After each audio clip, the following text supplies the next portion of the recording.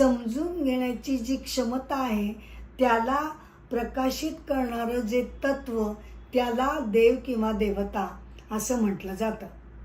मग त्या अर्थानं आपल्या ज्ञानेंद्रियांच्या पाठीमागे प्रत्येक देवता जी आहे त्याचा अर्थ आपण काय घेऊ शकतो, तर त्या देवतांच्या म्हणजे प्रकाशक तत्वाच्या अधिष्ठानामुळे आपली ज्ञानेंद्रिय बघू शकतात, ऐकू शकतात, ज्ञान ग्रहण करू शकतात. तर अशा प्रकारे प्रत्येक ज्ञानेंद्रियाचं ती देवता ठरलेली आहे. डोळ्यांसाठी कोणती देवता आहे? डोळ्यांसाठी सूर्य देवता मानली गेलेली आहे. नंतर जिभेसाठी वरुण देवता मानली गेलेली आहे. कानासाठी दिशा देवता मानली गेलेली आहे. नाकासाठी अश्विनी कुमार ही देवता